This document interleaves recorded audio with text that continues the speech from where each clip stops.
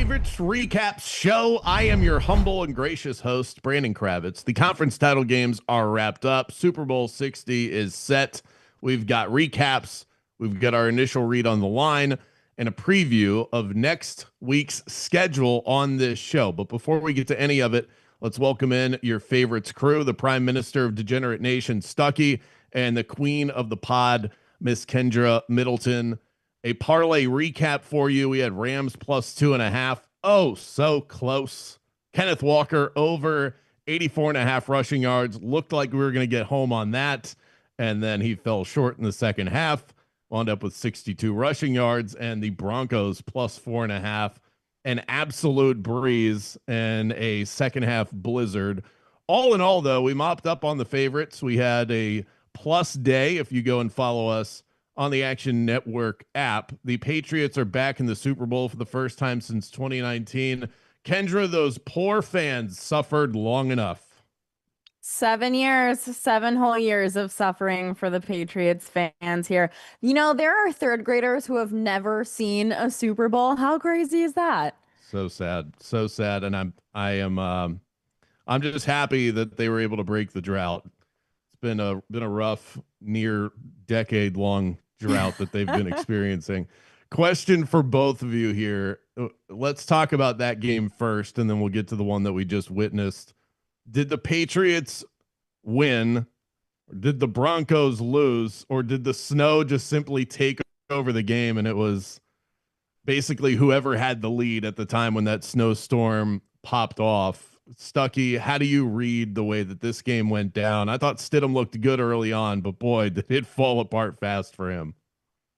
Yeah, I mean, I thought the Patriots probably lost more. I mean, the Broncos probably lost more than anything. I mean, what did the Patriots do in the game? I mean, they got a backwards pass that was kind of questionable. It might have been tipped. Surprised they didn't look at it longer. They got a 12-yard touchdown drive off of a left-handed backwards pass, which was extremely lucky and so close. And that was it. I mean, what Drake May had 65 net passing yards. It was a disgusting game. The Broncos multiple missed field goals. They had a 4th and 1, inside the red zone with a questionable play call. And then the Patriots had a 4th and 1 with the game deciding field goal that I don't think they got. Very generous. The back ref decided to move the ball up and they didn't overturn it on replay. Those are always tough to overturn. But that was all 10 points for the Patriots. A questionable 4th and 1 decision call, and then a backwards pass. That was it. I thought that now you have to. They basically, I think their game plan was don't let Drake May lose it. They didn't want him to fumble. They didn't want him to you could see on the third down calls where they would just run it or have him throw it out of bounds because they just knew that Stidham wasn't going to do much. So you have to take that into account. But in the second half with the blizzard, that favored the Patriots immensely because the Broncos can't run the ball. And that's the strength of the Patriots defense is their run defense. And the weakness of the Broncos defense is their run D. So the Patriots were able to run it a little more successfully once those conditions got bad. It was lights out for the Broncos. They were never going to be able to do anything. But yeah, just an ugly, disgusting game. I mean, both teams basically averaged 3 yards per play. Just an abomination of a football game. But the Patriots advanced with beating another backup quarterback. So you got to give them credit, I guess. Sean Payton, the decision to go for it early in the game rather than taking the 3 points in a game that was decided by 3, and there was only 17 total points scored. That one felt questionable in the moment, and then the play call itself was pretty atrocious. It was almost intercepted. I don't mind them going for it. I mean, you have a backup quarterback. You want to, put the hammer down, go up 14-0. I don't mind it. It's just a play call. Sneak the ball. Does it change your opinion, though, if I don't know, I'm not a weather guy, but that snowstorm was a clear impact on either team being able to move the football. If you know that's coming, that was a surprise storm. More important? That wasn't known by anybody. That was a complete shock. That was not, the conditions were not supposed to be like that. There was not supposed to be a storm like that in the second half. But just sneak the ball. Both teams had the ball inside the 20 on a 4th and 1. I know the Patriots really got stopped short, but they got it on the sneak. The Broncos didn't, and that was the difference in the game. So I just didn't like the play. I just sneak the ball, tush push, have it in your arsenal. If you don't trust Stidham to do it, have someone else take the snap and get some big guys behind him and push him forward. There's no reason not to. I think the biggest thing today was Josh McDaniel doing the right thing by daring Stidham to go out there and win it by punting and playing the absolute most conservative football they could down that fourth quarter. That is it, seeing that weather and knowing that that was what was going on and daring Jarrett Stidham to go out there and win it was the best thing that he did today. Drake May was just not, he was like non-existent in this game too. 10 of 21, 86 yards. The ground game was there for him, and he was able to save the day with that. 65 yards in that score. I mean, and he did pick up the first down that essentially clinched for the New England Patriots, but it was just an ugly game. Credit to New England. They are the first team in NFL history to beat 3 top 5 total defenses in the playoffs. And what I would think is a heavily correlated stat that might lead a lot of folks to betting on the Seattle Seahawks. Now, I'm not telling you quite yet that that's a bad idea. The Patriots have averaged 18 points per game in the postseason, the fewest by any team to make the Super Bowl since the 1979 Rams. But I mean, that sounds, is which sounds damning, crazy. guys. But when I read you the first stat, that they just went up against 3 of the top defenses in the NFL: the Chargers, the Texans, and then the Broncos, and then the second half against Denver in a snowstorm, I think it's a little more reasonable. No, totally. It's Yeah, a lot more reasonable. I'll go ahead, but most Stuck. teams don't get to face a backup quarterback throwing his first pass in the AFC Championship. I mean, they haven't faced a healthy offense yet in the playoffs, so that They're helps. gonna come for you. No, I mean that definitely helps. You're facing 3 top 10 defense. I mean, yeah, your offense didn't do anything, but you didn't have to do much because you're facing just completely bankrupt offenses. If the Broncos had any run game whatsoever, how different do you think this outcome would have been? I mean, yeah, they really. I mean, obviously they missed Nix, and I mean Nix's biggest value was late in games, and not having him in his legs was massive. But yeah, in those conditions, not having a run game was just killer. I do think if they have Knicks, they probably win the game, but I who mean, the whole knows? game's different. It's hard to say that. I said to By the way, Kravitz before yeah, we got on, we only saw one interception today, and it was Jarrett Stidham. yep. That's kind of nuts. The and real quick before I move on, I want to talk about this spread, and we definitely want to talk about the Rams and the Seahawks. Does today do anything? Maybe the votes are already in for the MVP, but just Yeah, in votes at already least in. but at least in our eyes, today has to shape some opinions or reshape some opinions. Because Drake May was just sort of, he made a couple of big plays, but he was just sort of there. Matt Stafford was certainly not the reason his team lost. He put up a phenomenal stat line. He was great today. Do you think that changes anybody's mind if they were on one side of the fence? Today shifts them to the other side. I mean, it might not matter, but I mean, it's a just regular season curious. award. The vote's already in, so it doesn't matter. But yeah, I thought Stafford was tremendous. The I mean, the Rams offense destroyed the Seattle defense the entire game. They averaged almost 9 yards per play in the game, and they put up 500 yards again, I think. Would let the Rams down. I think there was 3 things. I mean, one, obviously the fourth down at the end was huge. That probably decided the game. But I think what decided the game earlier on was the special teams, which was one of my concerns with the Rams, trying to field a punt on your back, which led to a 12-yard touchdown drive. That was huge. And then at the end of the first half, they botched the clock, and then they ended up giving the Seahawks the ball back, and the Seahawks scored a touchdown. Like those 2 plays were huge. You could say the fourth down and then like the taunting wash each other out, but those 2 plays, the end of the first half, I thought was so big. And then obviously just gifting the Seahawks a touchdown in the second half because I mean, you look at this. The Rams averaged 8.4 yards per play. The Seahawks 6.1. They outgained them by 130 yards.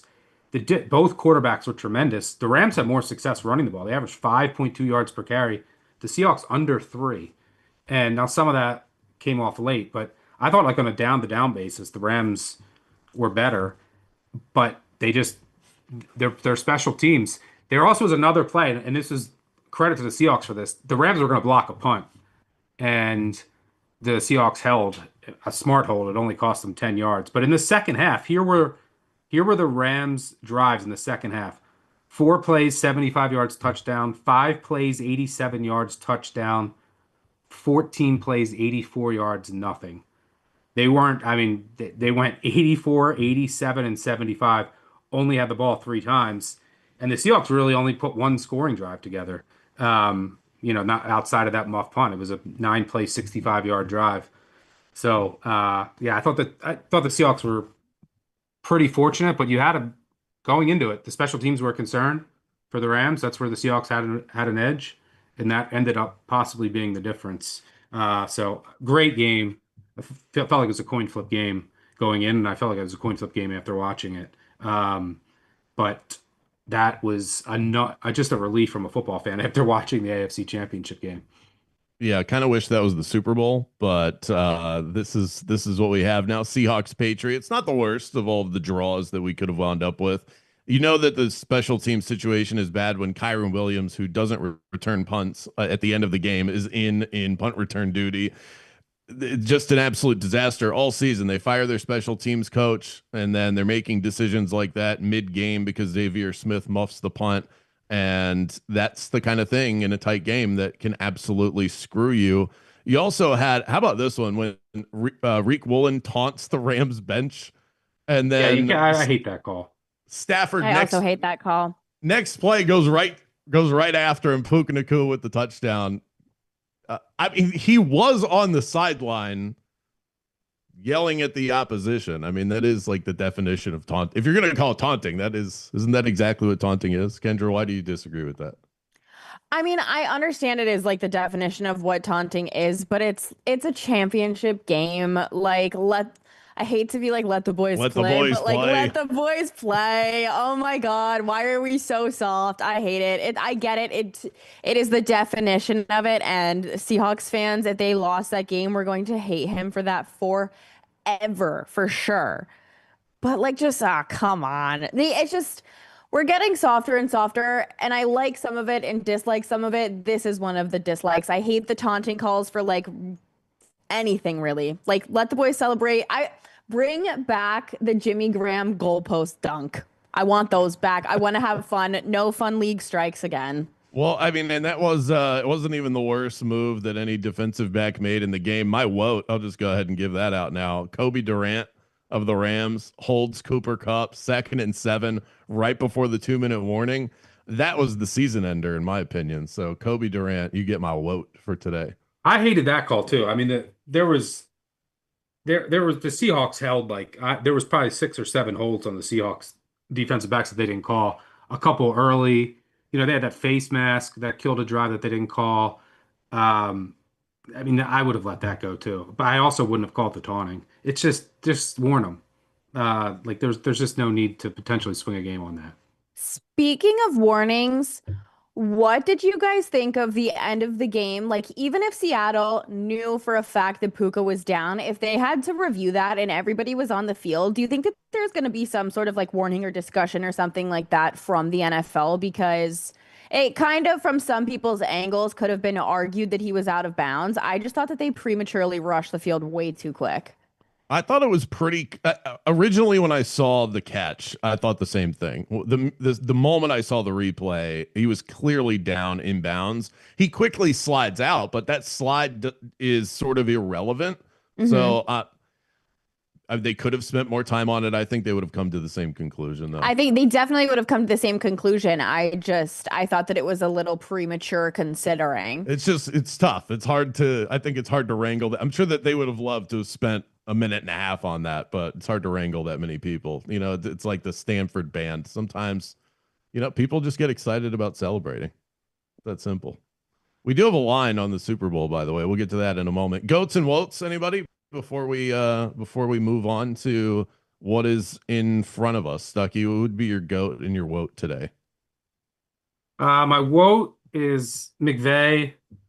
I think another poorly coached game, just in game at the end of the first half. They gave Seattle 7. not kicking the field goal. You got to play to cover the game, Sean, late. Um, but I thought he would coach the poor in the little things, and that ended up mattering. And then my goat is I don't even know what my goat is. I mean, I guess Drake May for underthrowing Keyshawn Booty 7 times because I had his under catches and he couldn't hit. Yeah, how many targets? Did he end up with about four? So I think he or had five 6 targets. He was underthrown targets? 5 times when he wasn't on Surtain. Well, my goat's Surtain. He shut down everything deep late, which helped with the cover. So, yeah. What about you, Kendra? I'm going to go with my goat being Jarrett Stidham's legs. There you my go. over Hey, on his hey, we got it. rushing- We got it over on 2 fronts too. Yeah, so that was a really nice hit. I had some nice text messages from my coworkers for that one. And then I'm gonna go with my woke the Rams defense. They just when they need a stop, sometimes it's just they're shooting themselves in their own foot. Couldn't get a stop today when they needed one most. And it was just a bad look for them today, in my opinion. So I'm gonna go with the Rams defense costing me going 3-0 today. You guys were nailing it.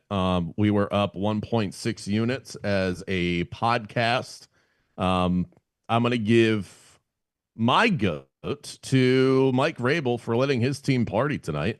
His team message after the team won the game was that they have no curfew tonight, but the bus leaves at 8 a.m. So if you ain't on it, you ain't playing in the Super Bowl. So credit to Mike Rabel for knowing how to have a good time.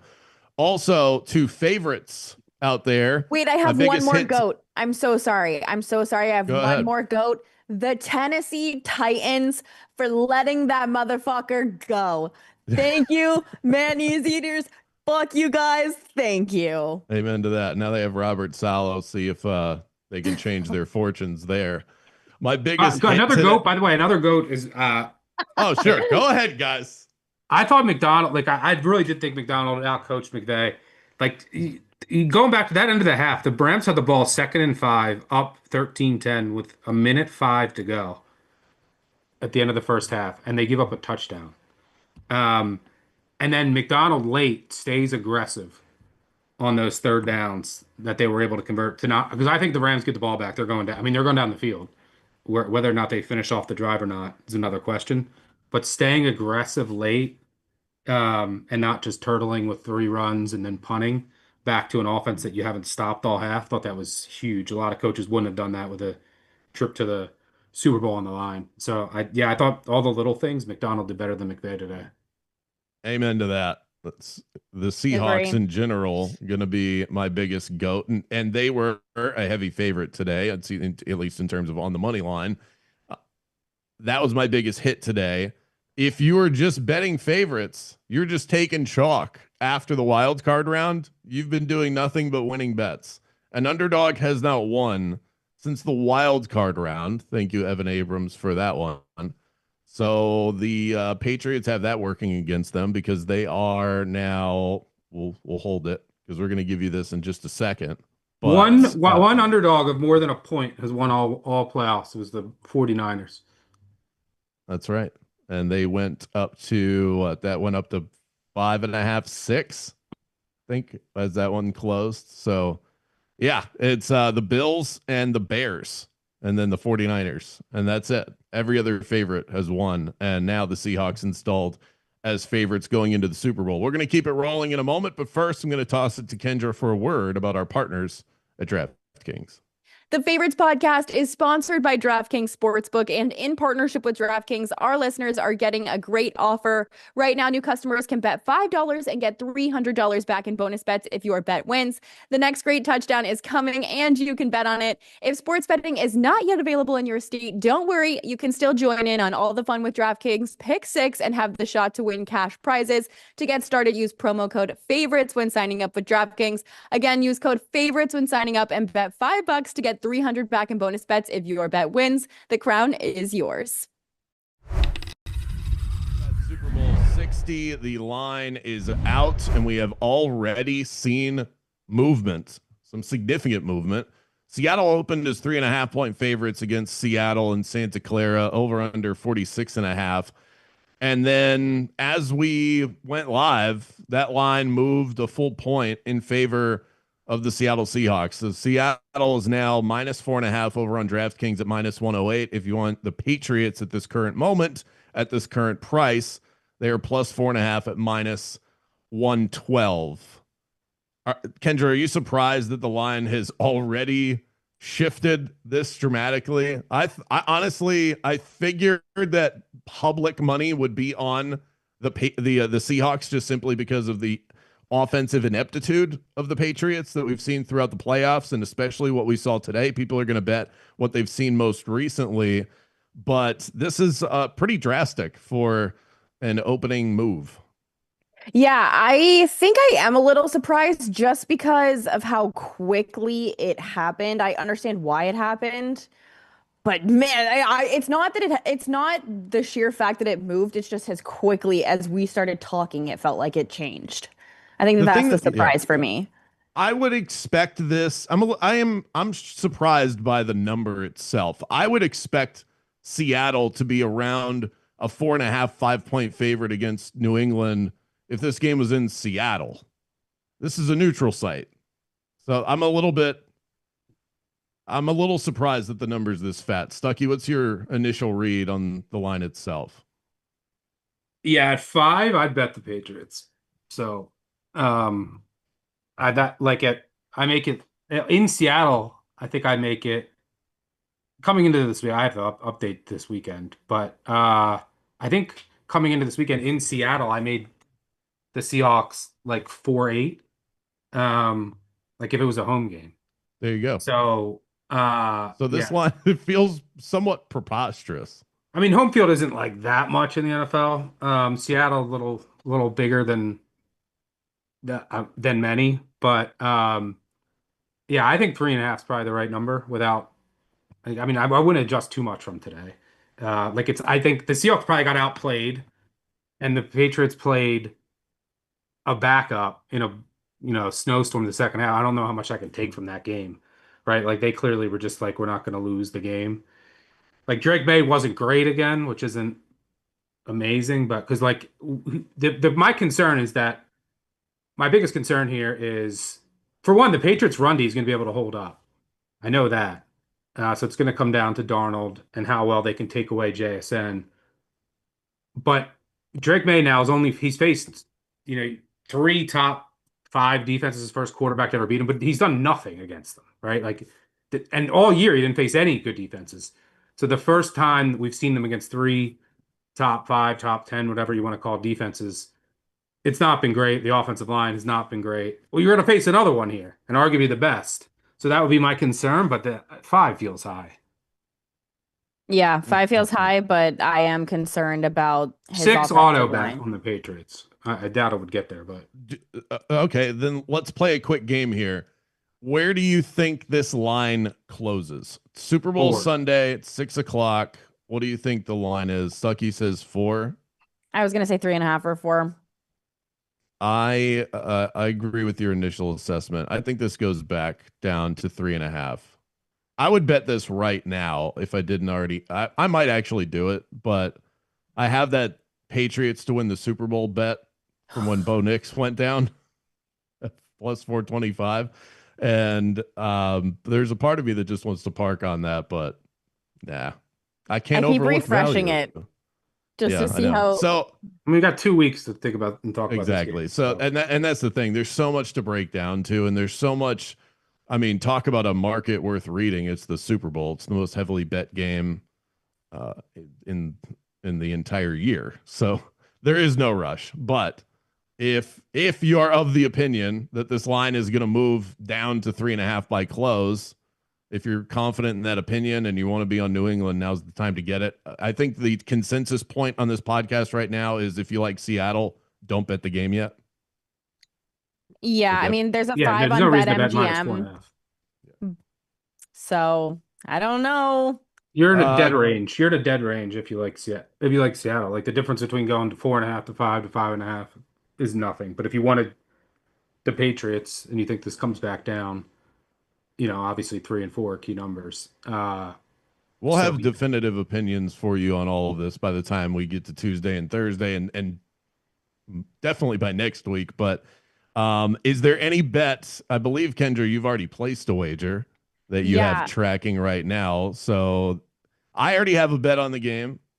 That I'm not talking about the Patriots futures bet, but an MVP bet. Kendra, what have you placed so far in the Super Bowl? Okay, so I'm gonna go with the over. I feel like this is gonna go one of two ways, and I might buy out of this eventually, but this is gonna go one of two ways. I think either gonna go Drake, over or under? I'm gonna go I over. agree with that. Yeah, correct. It's gonna go one of two ways. I'm gonna win It's my gonna bet go or one of lose two it. ways. Either Drake May is going to be able to continue to look the way that he has. He's gonna elevate in a big moment, and they're gonna, go touchdown for touchdown. Or Seattle's gonna beat the crap out of them and put 46 up on their own. That's what the only two way I see it going. I think Seattle wins no matter what, probably. I don't love this number, but I'm definitely gonna go with Seattle to win this game. But I think either they're gonna go bow for bow or Seattle's just gonna run away with it. And that number is not budged yet. So that 46.5 is sitting there. I like JSN to win MVP of the Super Bowl. That line is starting to get chopped away. It's at plus 550 right now. I think as long as it's north of 5-1, I would bet JSN to win MVP. The minute that I find the like specialty stuff, I am going to put so much on Bad Bunny opening with Monaco. It's not even funny. I could not name one Bad Bunny song. I He could is in my probably top three artists recognize. every year. I probably recognize a couple of his tracks, but this is going to be a learning experience for me. The violin opening of Monaco, if you don't think that is it, there is no way they go with anything else, but that is the open. And it's also just so iconic.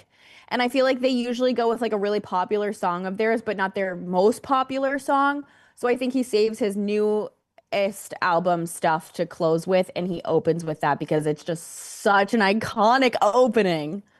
Kendra's going offshore for her Super Bowl bets. Stuckey, have you placed anything yet, or have you are you also dialed into Bad Bunny's playlist?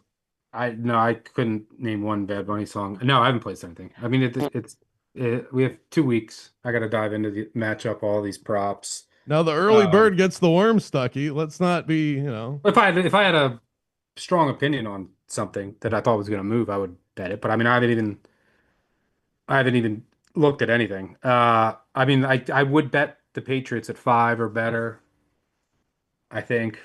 But not in a rush to bet it. next guessing exercise. This where do you think the public lands on this game, or do we already know based on the way? They're gonna love the Pats. I think it's going to be the other way. I think the public's going to be all over Seattle because of the offensive firepower that they have and that New England seems to not Everybody have. loves Drake May and his wife. People are Everyone going to is spend the literally- week shitting on the New England Patriots again. I think people are infatuated with this Patriots team, dude.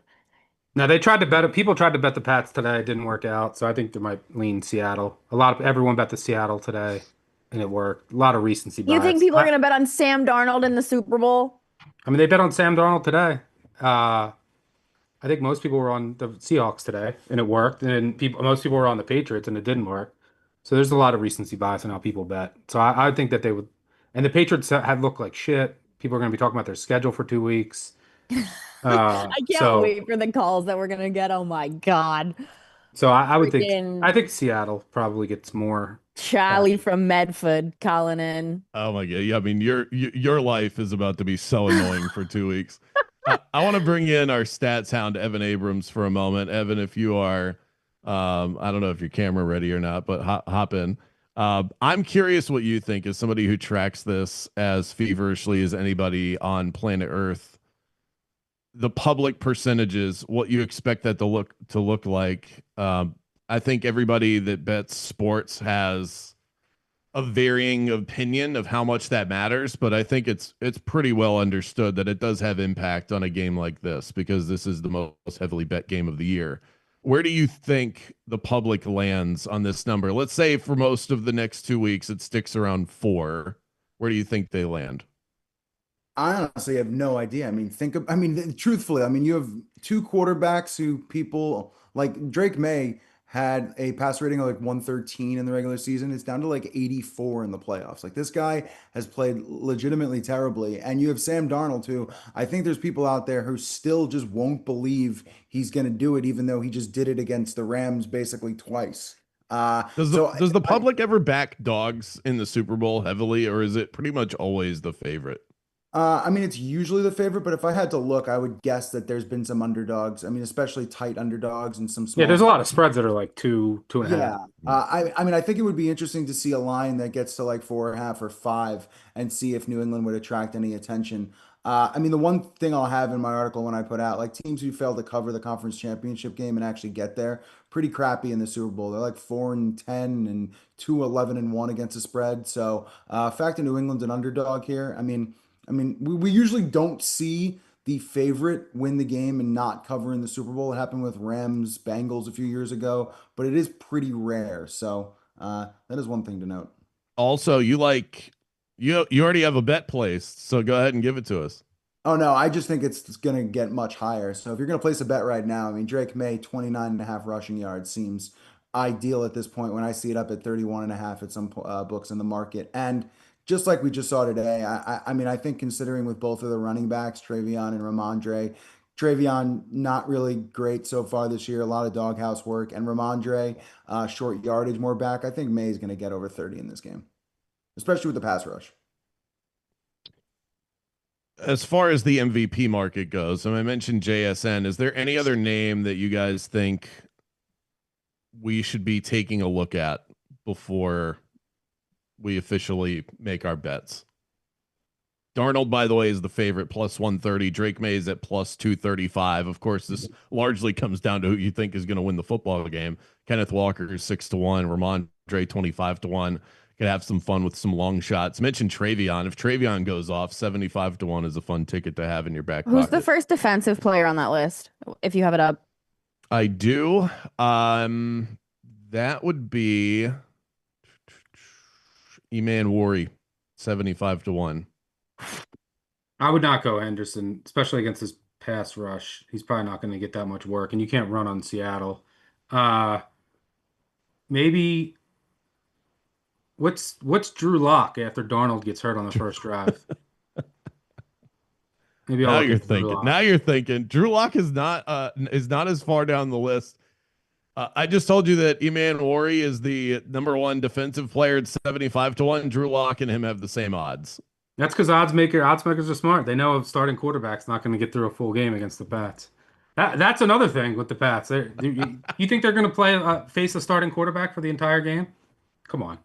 I want to see you just troll track that in the app. I need this. Drew Lock MVP. 75-1 is ridiculous. It should be way higher. It should absolutely be way higher. That is, they're trolling us with a line like that. Josh Dobbs is like 100-1. I'm trying to think who else is reasonable that I would think about. Yeah. Hunter Henry. A tight end's never won it, right, Evan? It's so hard for a tight end to win it. I mean, May loves his tight end. How about a nice swan song for Cooper Kupp at 90-1? Booty, like if he just has a bunch of long receptions. I mean, Drake May takes a lot of sacks. I mean, somebody on Seattle's line, Lawrence or something. Yeah. Yeah, I mean, Seattle defensive touchdowns, they're always live. I mean, maybe it's like what is Shaheed? What did you say Shaheed was? I had not mentioned Shaheed, but I like the idea. Because he could get stuff in special teams. Exactly. He could It's get like seriously going to come out that your mic's unmuted. I'm so glad to see this. I don't know what happened. I didn't touch it, but it's going to be so crazy to see it come out like Darnold oblique worse than people thought. Drew Lock Super Bowl. I mean, if that's the case, Darnold's going to get hurt playing basketball like tomorrow. Just could take pick the up basketball Patriots games. plus 4.5 and move on with your lives, people. By the way, Shaheed is 28-1, and I like that. It'll be like a Heisman MVP, the way that he kind of is able to do everything. Yeah, because you also have like another one to consider. I don't. This isn't my specialty. I have to talk with our prop guys. Uh, like Marcus Jones, because he plays defense and he's one of the best punt returners. Yeah, So I that's a know good shout. if you're looking for like super long shots, I haven't got We into. saw Bobo catch a touchdown. He's a $150-1. Stephon Diggs, who avoided arraignment or whatever, is 60-1. So After the Super Bowl, I need to see what Darnold's price for an interception is. Kendra, what's the Cardi B prop gonna be in this game? Ooh, how many times she's on screen? Probably, because same thing they do with Taylor Swift. Yeah, That's chop that probably number in half, probably. Yeah, I would say if there's like a 1.5, I would say twice would be the answer. I can't wait for all the weird exotic prop show that we're gonna do. That is where I personally go insane at the Super Bowl. Like how long is the anthem? The Now, Gatorade. I'll do some research on the anthem for sure. I'll definitely do that. All right, let's keep the rest of this in our back pocket. We have a lot of shows to get to over the next couple of weeks. Upcoming schedule on the favorites. We've got team previews for the Patriots and the Seahawks on Tuesday and Thursday. We're going to start filling up the Super Bowl betting card. We've got a props review and all of that. We're going to see in the next 2 weeks if we can convince Stuckey to bet the NBA. We've got a lot of fun exotics that we're going to get to as well. Kendra is going to fill our plate with that. And of course, we are going to place our official bets for Super Bowl 60 in Monaco, Santa Clara. baby. Monaco, yes. Make sure that you familiarize yourselves, including you, Stuckey, you, Gifford, you, David Payne, all of you out there listening and watching with the Bad Bunny set list, okay? Don't be that crotchety guy I'm or so girl excited. as the halftime show is going on. Just bob your head and enjoy it. Keep it locked right here on the Action Network YouTube page. Good luck with all of your bets this week. We will catch you next time here on the Favorites Podcast, presented by DraftKings. Happy Super Bowl.